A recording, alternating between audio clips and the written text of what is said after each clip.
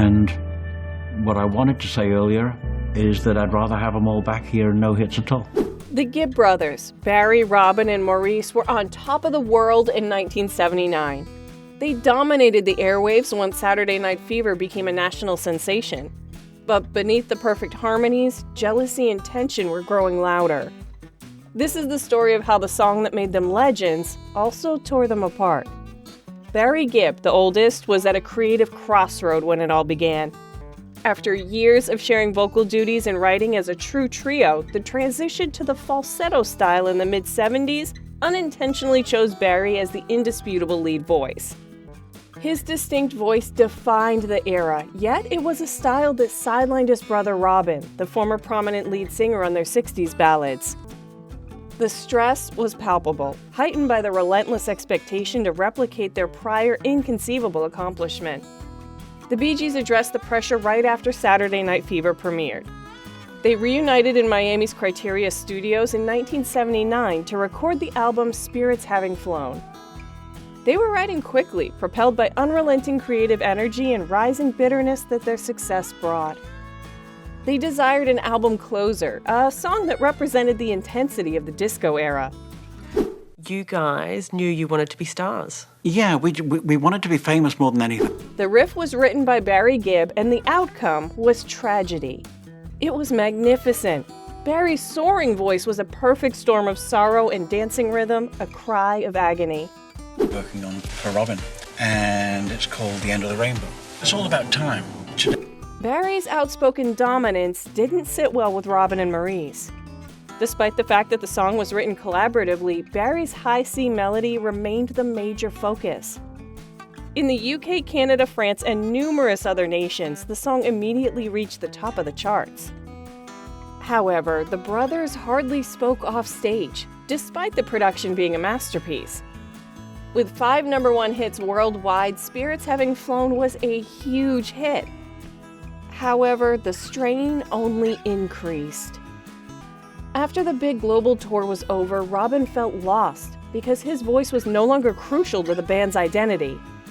Exhausted and worn out, the band made the decision to temporarily stop. The minor break intended for rest turned into a full-blown fracture. Robin Gibb left the Bee Gees in 1980. In an effort to establish their own value, the brothers embarked on individual adventures in the ensuing years. In 1983, Robin published the album How Old Are You? A heroic endeavor that yielded a small hit but fell short of the Bee Gees' worldwide success.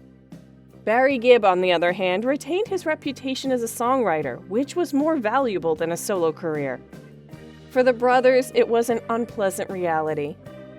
The Bee Gees brand was far more powerful than any of their individual projects, regardless of their particular talents.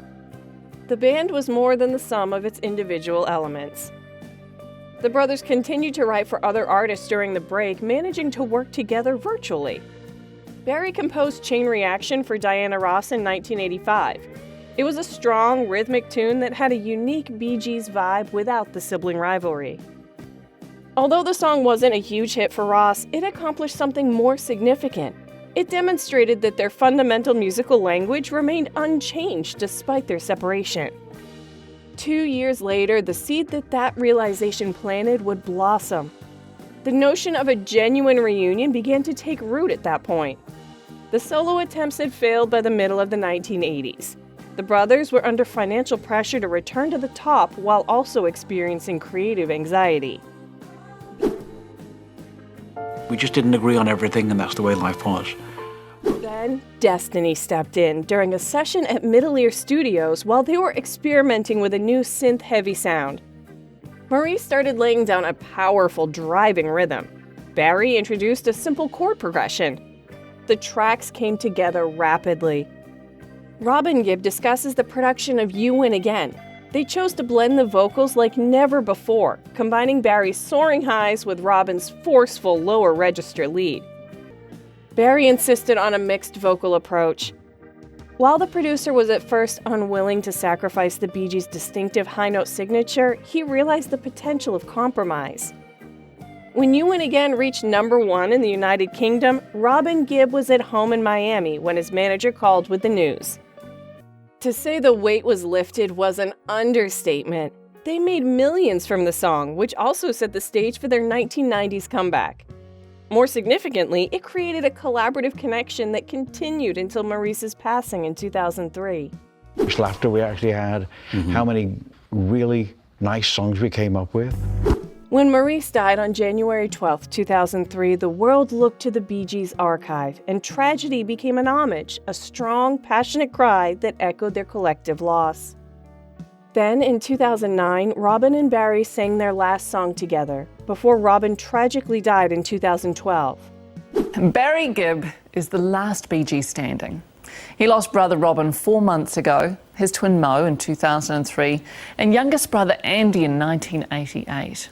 Talking about the loss of his brothers with the 7 News Spotlight, Barry expressed the pain and loneliness of a life without them. My greatest regret is that every brother I've lost was in a moment when we were not getting on. And so I have to live with that. As the only surviving brother of the Bee Gees group, it had been quite a ride for Barry Gibb. He opened up about the struggles of being the only brother standing. It was just really distressing that every time one of them passed, it was during a moment when we weren't getting on. I see a lot of sides to life now that I didn't.